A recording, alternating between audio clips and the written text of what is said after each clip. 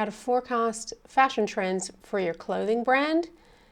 In today's video, we'll break down everything you need to know about what a trend is and why you need to use them in your business.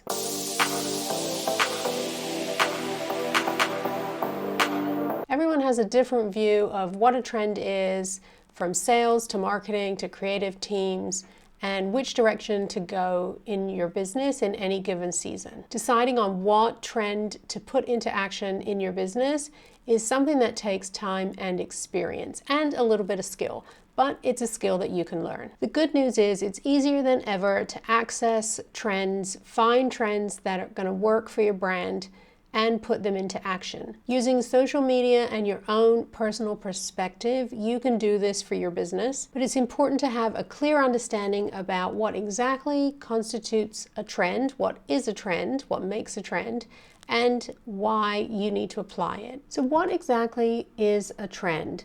A trend is a prevailing style, mood, or influence that is gaining popularity in the current culture. Fashion trends can encompass various aspects of material, style, fit, including home and beauty, and other elements that we wear and have in our daily lives. Trends are not arbitrary. It might seem like they just kind of fall out of the sky, come out of the ether, but they're really influenced by cultural shifts. They might be developing and evolving over a longer term, and so you don't sort of see them coming, or a short term, it feels like they kind of burst onto the scene.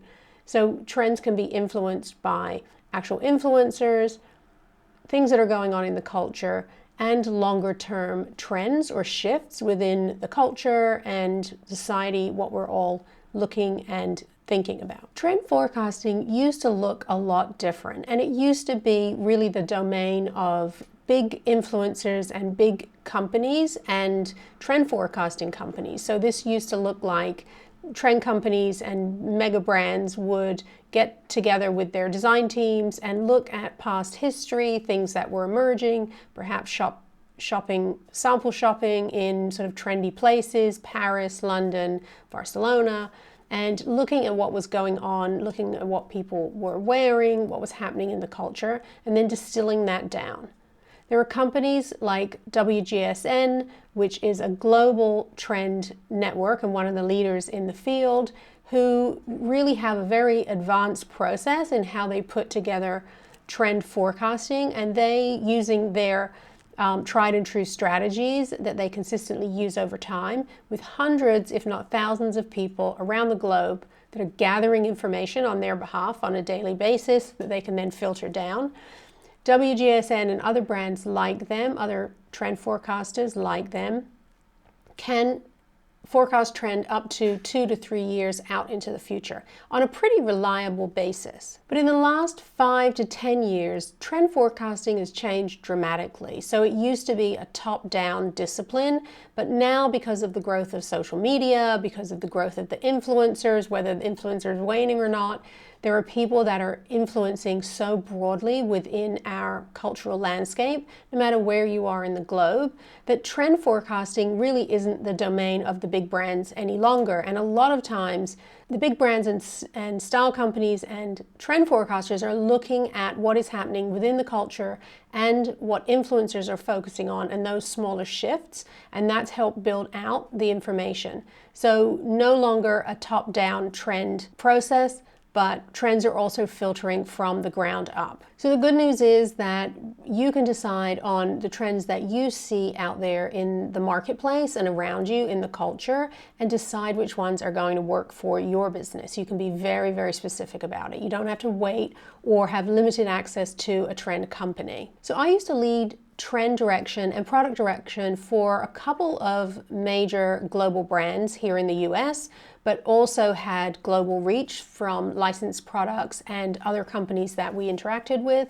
And the process was really quite simple, and that was to sample shop either in major major American cities and across Europe, take those samples, evaluate them. We'd often swatch the garments and send the fabric to Asia to get analyzed, and attend fabric shows, which also showed a lot of trend direction inside the industry, and then distill all that down and put our own take on what we felt was a distilled version of the most relevant trends for either the brands that we worked on or the brands that we produced garments for. Deciding on what trend is going to be right for your business really involves a couple of elements, and you can think of it almost as an equation. So what the trend idea is that you're identifying, plus or minus what the product or category you're looking to apply the trend to, and then you want to multiply or divide that by the business goals that you're trying to achieve. So whether you want a blockbuster, low ticket product, or you're trying to come up with something really exclusive and luxe, right? So you have to decide how you're going to position the trend and the product, and that really equals the trend that you're going to adopt into your business. So think of it as a formula. It's not a straightforward decision you're going to make. You're going to balance and weigh how the trend is going to match with your business and how you're going to apply it. Now let's look at a few key places that fashion trends might come to you from, or might evolve from, or where you might find them. So the first place you might look to see trends is from key influencers. This could be stylists, actual influencers on YouTube, Instagram, or TikTok that are showing you products or how to wear certain products. Sometimes it's not even about the actual item, it's really about how they style those pieces. And those influencers, their endorsements or recommendations often influence the marketplace overall. So trend forecasters and designer brands at the top of the market might also be part of this influencer tier. And a great example of the influencer tier in terms of trend forecasting is Pantone's Color of the Year. Pantone is a global color house, so they're a resource for standard colors that people and brands use within the industry when they're dyeing fabric or when they're picking materials. They'll use these Pantone colors as standard swatches, but Pantone has actually kind of positioned themselves as more of a trend resource now by picking their color of the year, and that's a color that they share earlier than the consumer sees it often, but they share it within the industry, and so many brands across many categories can kind of get on board with either the new peach color that's the color for 2024, kind of peachy coral, and so that color shows up in stores, in products. You might see a sweater, a canvas sneaker, you might see leather handbags, hair accessories. So many brands are going to start to use that trending Pantone specified trend color, and so it gives brands validation because the customer is going to see that color show up again and again. It's going to become familiar. And Pantone is also now consumer facing, so it is also telling consumers that this is the color that they should be looking for. So this is the top-down influencer way to look at trends. And when it comes to color trend, who can forget the priceless Devil Wears Prada? Still learning about this stuff and This stuff? Oh, okay, I see. You think this has nothing to do with you. You go to your closet and you select, I don't know, that lumpy blue sweater, for instance, because you're trying to tell the world that you take yourself too seriously to care about what you put on your back, but what you don't know is that sweater is not just blue, it's not turquoise, it's not lapis, it's actually cerulean. You're also blithely unaware of the fact that in 2002, Oscar de la Renta did a collection of cerulean gowns, and then I think it was Yves Saint Laurent, wasn't it, who showed cerulean military jackets? Sometimes it's really not what we see around us that is creating the trend. Sometimes it's the top-down influencer that is creating the trend. So trends can also come in cycles. You might see the trend of the 60s come back a couple of times, depending on how old you are. The 70s then cycle through, then the 80s, then we're hearing about the trend of the 90s, and then we're hearing normcore, which is another version of the trend of the 80s. So trends come in cycles, and it doesn't really matter so much if they're consumer-led, bottom-up, influencer-led, top-down, global fashion brands-led. Really, the current zeitgeist, what people are thinking and feeling, tends to kind of snowball into what is the current trend. So it generally works that the early adopters, and that often is a young audience, will start to wear the trend. It becomes the norm. it becomes more widely accepted, and then a larger audience is wearing the trend. So what started out as your teenagers or your younger sister's trendy sneakers, you might find 2 years on that your mom is wearing that sneaker because it's become a little bit more normalized and a mainstream trend. So as trends get adopted by the masses, they become much more mainstream and a little bit more safe. So this is when you'll start to hear the term about trends trickling down through the marketplace. So oftentimes a trend, because it is a little bit edgier or riskier for a consumer to take that plunge, if it's new and this is the first time they're seeing it or they're not quite familiar with it, often brands that are at the forefront of fashion will adopt the trend first, and then other brands and companies adopt the trend a little bit later. It used to be longer span. Now everyone wants to be up to date as they can, so they adopt trends a little bit earlier, and the fashion cycle's faster as well, so people are cycling through trends very quickly. We'll talk about that a little bit more in another episode, because I can do a whole episode on really how to apply trends and get the most mileage out of the trends, so you're not really feeling like you're chasing them, but you can really maximize them. So I'm going to save that because that's a whole conversation. But just know that you have some time span on a trend, even if it feels like it's really immediate now. There's going to be several seasons and even years where you can get the mileage out of a trend and as it trickles through to the masses.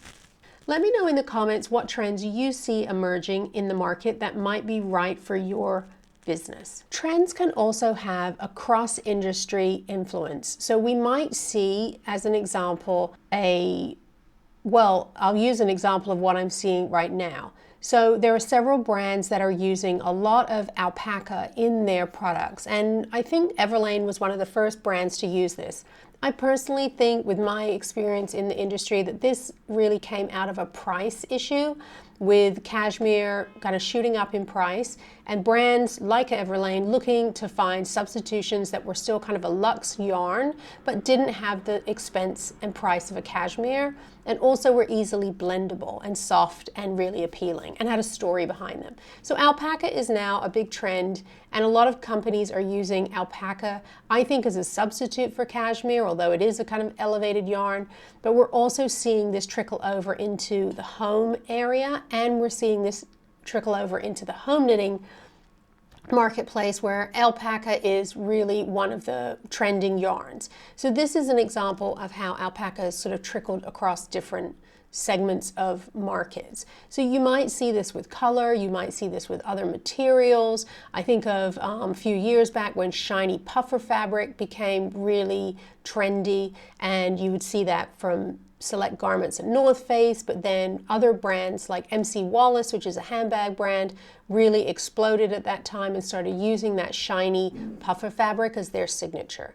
So trends can really trickle across brands and categories and have this kind of cross-category effect. And trends can be diverse. So a trend can show itself not only in style, actual garment style or fit of garment style. Think of the Frankie Shop blazers, the oversized look that really came in. And Frankie Shop was one of the iconic brands that really propelled that look into the marketplace on influencers, and then it became more widely associated with the trend that it is right now, although that's changing already with the beginning of slimmer shoes over the big chunky shoes. So trends do filter up and down, and they can move quite quickly, but size and fit can be a trend, material can be a trend, color can also trend. Even if you've got a classic style, you can have a little drop of trend by adding a up-to-date color. You can also look at messaging. Trends come through in advertising, marketing, even social media posts, the type of posts that people are showing up with.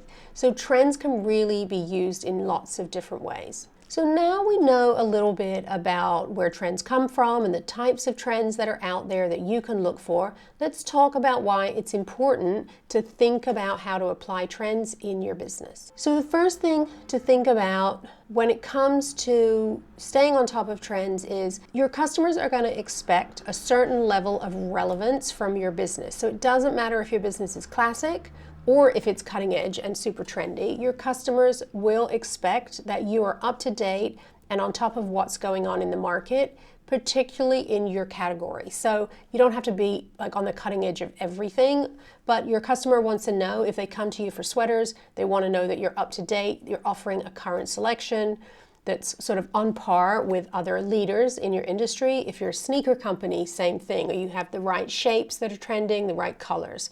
And if you're a food manufacturer or you sell honey, for example, and floral scented honey is now trending, your customer is going to want to come to you for that latest innovation, and you don't want to lose them to someone else. So customer expectations, the first way that is important for you to stay up to date with trends. Trends can also give you an advantage when it comes to innovation. So helping you develop new products, or if you're working with a manufacturer, if you stay up to date on trends, it's going to really help you to pick the next great thing for your customer. And that could be in terms of a fabric. I talked about Everlane with the alpaca.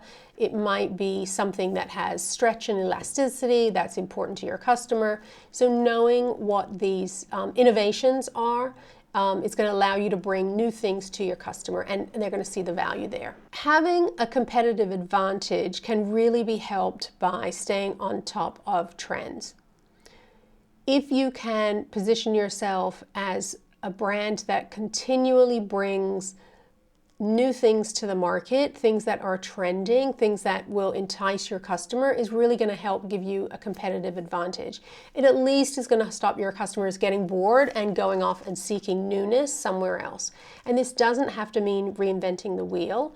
You can offer small innovations to your core and best-selling styles to freshen them up, so you don't have to take risk to bring newness and innovation. And marketing to a trend doesn't always have to mean adding new product. So you can take something that's existing within your assortment, you can go and find products that you may already have sitting there on the shelf on your website and promote them, market them so that they align with the trend. So I'm thinking of that Pantone color. You may already have something in your brand that is that Pantone color of the year, or can be worn with or merchandised with the Pantone color of the year. So you don't have to come up with anything new. You can position or market what you already have and show up with that trend innovation in your business. So it's a great trick to get the most out of what you already have. So there you have it. Staying attuned to trends is going to help your business. It doesn't have to be complicated, and you can learn how to pick the right trends for your brand so that you can grow your business. If you want to know more about trends and how to actually apply them in your business, in the next video, I'm going to break down the 5 ways to apply trends simply and quickly and easily in your clothing and accessories business, even if you're not an actual designer. If you like this video, don't forget to give me a thumbs up, like, and drop me a comment below, and I'll see you in the next one.